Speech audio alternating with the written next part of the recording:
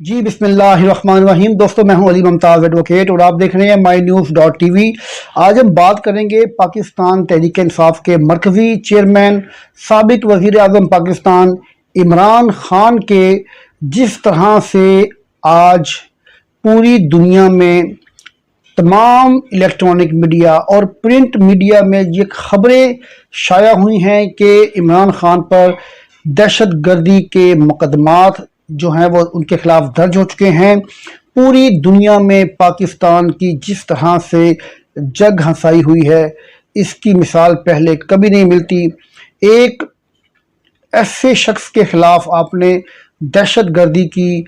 دفعہ لگا کر مقدمہ درج کیا ہے جو کہ محض سیاسی بنیادوں پر ہے، لیکن اس میں نقصان یہ ہوا کہ سابق وزیر اعظم پاکستان کی تاریخ کا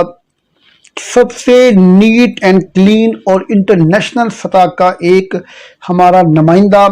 ہمارا کھلاڑی، ہمارا پلیئر، ہمارا ہیرو اور پھر ہمارا وزیر اعظم، اس پر آپ نے عدالتوں کے بارے میں چند الفاظ جو کہ مبینہ طور پر توہین عدالت کے زمرے میں آتے ہیں، اس پر بات ہم بعد میں کریں گے۔ لیکن جو 780A لگا کر عمران خان کے خلاف مقدمہ درج کیا انسداد دہشت گردی کی دفعہ لگا کر، جس کی سزا عمر قید یا اس طرح سے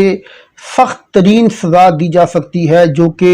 اگر خدا نخواستہ اس پہ عمل ہو تو دہشت گردی کی دفعہ جو ہے یہ خطرناک حد تک کسی بھی شخص کے خلاف سزا دلوا سکتی ہے۔ لیکن یہاں پر دیکھنا یہ ہے کہ آیا کہ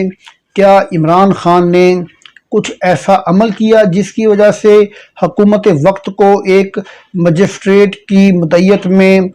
اتنی بڑی دفعہ لگا کر، اتنی بڑے سیکشن لگا کر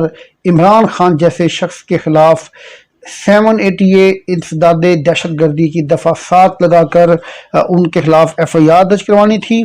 یہاں پر میں آپ کو عرض کرتا چلوں کہ عمران خان نے کیا کوئی ایسا عمل کیا تھا کہ جس سے پورے پنڈال میں، پورے ایک چوک پر، پورے کسی روڈ پر خوف و ہراس پیدا ہو گیا؟ عمران خان کے ہاتھ میں کوئی ایسا اسلحہ تھا، کوئی کلاشنکوف تھی یا کوئی ایسا پسٹل تھے جس کی وجہ سے وہ ایسی خوف و ہراس پیدا کرنے میں کامیاب ہوئے کہ تمام وہاں پر شٹر گیٹ لوگوں نے نیچے پھینک دیے اور لوگوں نے دکانیں بند کر دیں اور وہاں سے لوگ بھاگ گئے، دوڑ گئے، وہاں پر سناٹے چھا گئے؟ اور کیا عمران خان کے ساتھ کوئی 4 5 6 لوگ موجود تھے جو یہ کام کر رہے تھے اور خوف و ہراس پیدا کر رہے تھے، جس کی وجہ سے اس 780A کا مقدمہ درج کیا گیا؟ بات یہ کہ سپریم کورٹ پاکستان کے اس بارے میں واضح احکامات ہیں کہ 780A کے کیا اجزاء ہیں، کیا انگریڈینٹس ہیں اور کن حالات میں یہ دفعہ جو ہے وہ لگ سکتی ہے۔ لیکن سپریم کورٹ کے احکامات کی دھچیاں بکھیرتے ہوئے رانا ثناءاللہ، جو کہ خود بھی ایک وکیل ہیں، انہوں نے یہ سیکشن لگوایا۔ لیکن مجھے یقین ہے کہ 780A کا سیکشن رانا ثناءاللہ کے خود سے صرف ان کے کہنے پر نہیں لگی ہوگی، بلکہ کچھ ایسے پست جو ہے کچھ ہاتھ ہیں، کچھ ایسے لوگ ہیں جن کے کہنے پر اتنی بڑی دفعہ لگی۔ عمران خان جو کہ ہمیشہ سے پاکستان کے لیے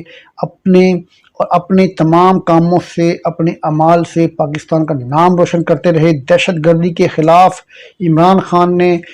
افغانستان میں امریکہ کے جو نیٹو افواج کے ساتھ پاکستان کی جو افواج نے مل کر افغانستان میں جو آپریشن ہوا، جو جنگ ہوئی، اس میں جو ساتھ دیا عمران خان، اس کے بھی خلاف تھے۔ عمران خان دہشت گردی کے بھی خلاف تھے اور عمران خان نے پوری دنیا میں پاکستان کا جو امیج ہے وہ بہت خوبصورت بنایا۔ لیکن آج بدقسمتی سے وہ لوگ جو کہ پاکستان کی عدالتوں پر جنہوں نے چڑھائی کی، جنہوں نے پاکستان کی عدالتوں پر حملہ آور ہوئے، جو پاکستان کی سب سے بڑی عدالت سپریم کورٹ پر جنہوں نے حملہ کیا، وہ لوگ جو عدالتوں کے بارے میں یہ کہتے رہے کہ ہم تمہارے لیے یہ پاکستان کا جو ہے زمین تنگ کر دیں گے، تمہارے بچوں کو ہم نہیں یہاں جینے دیں گے، وہ لوگ کیا کر رہے ہیں، وہ عمران خان کے اوپر توہین عدالت کی جو مبینہ طور پر توہین عدالت کی بات کی گئی، اس پر دہشت گردی کے مقدمات درج کروا رہے ہیں، اور کروا کر عمران خان کل صبح جو ہے وہ عدالت میں پیش ہوں گے اور اپنی عبوری ضمانت کروائیں گے۔ دوستو یہ تھی آج کی میری ویڈیو، امید کرتا ہوں کہ آپ کو پسند آئی ہوگی، اور اگر آپ کو یہ میری ویڈیو پسند آئی ہو تو میری ویڈیو کو لائک